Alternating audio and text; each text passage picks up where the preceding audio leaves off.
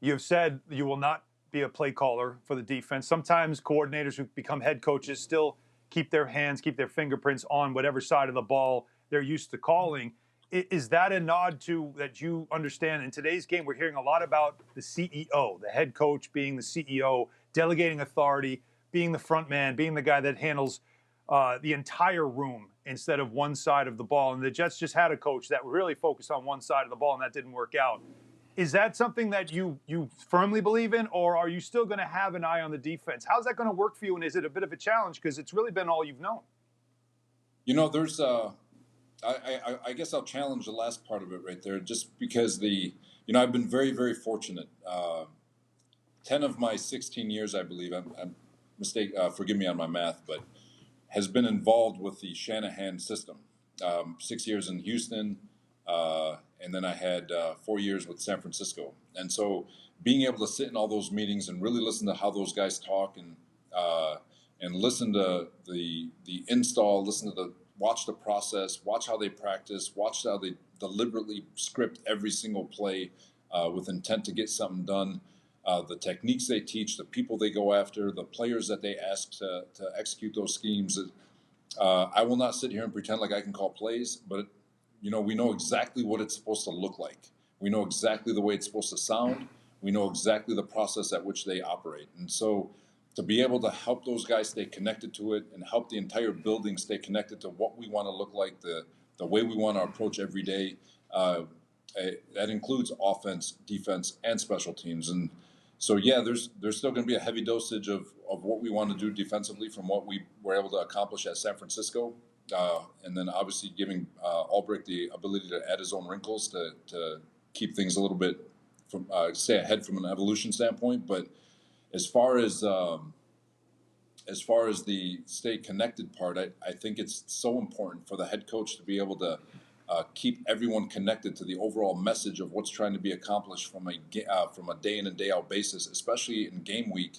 Because it's not offense take the field, defense take the field, special teams take the field. I really believe that it's all three phases working together to find a way to win football games. And everybody has to be tied into the overall message and what we're trying to accomplish day in and day out.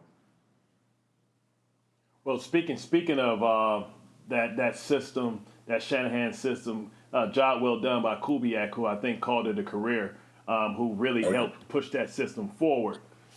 Sure. And one thing I remember about going against that type of system was the ability to get the edge, the ability to change the math quickly, the ability to control the defense with shifts and motions. And it's a very user-friendly type of offense, especially when you think about the quarterback and the ability to try and create space and windows with the play action.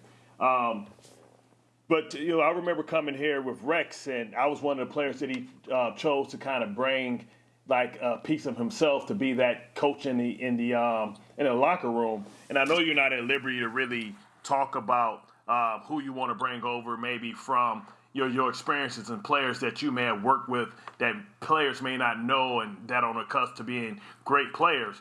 But I just wanted to throw out there to the people that, when I think about that San Francisco system and how physical they were, I think Youth Check personifies toughness and what it means to have that type of sound. And I'm just putting that out there, but I know you can't really talk much about it, Coach. But I think the easier way to ask the question for you, Coach, is this. Is like Bill Parcells did this a lot, too, when he went to places. I brought my guys in to help set the tone in that locker room so everybody understood what I wanted because I had some leaders in there. Other coaches have done that in the past. Is that something that you feel that you might need to do as well? First off, Bart, you were so eloquent in the way you explained that offense. Are you sure you're doing the right thing and not getting in the coaching, man?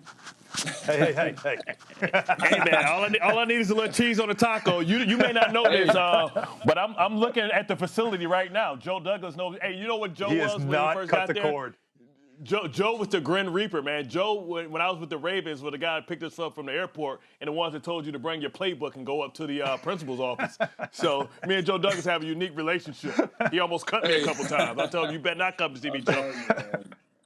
Some of you players can make great coaches, but to not dodge your question, there's so many things that we got to get done with regards to evaluating this roster first before we could ever look anywhere else. And so there's a process that we got to go through, and it's going to take a few weeks just to dissect what's here and how we can make the people here fit. And so to answer your question, there's still a process to go through, and it's still, having the opportunity to bring in the best people possible to make these things work. So it's those are things that we'll visit in time. And then we can't let you go, obviously, without asking the obvious question. Is as you're talking about process, and you have to go through different processes. I'm guessing, but I won't guess. I'll let you say it. Is Sam Darnold part of the process of deciding what to do with that very important position? Yeah, Sam is. If you watch tape on Sam, I mean, he displays everything you would want out of a quarterback.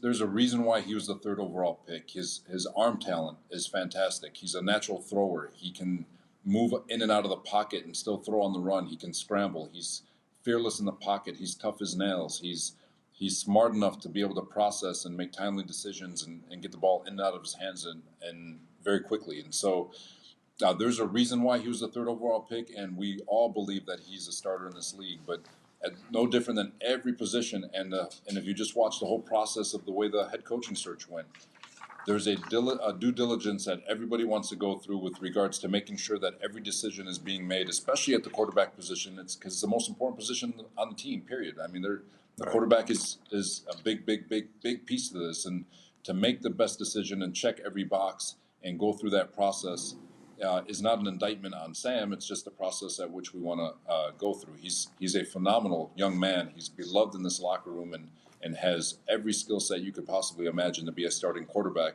We just got to go through the process and see where things fit. Thanks for watching ESPN on YouTube. For live streaming sports and premium content, subscribe to ESPN Plus right now.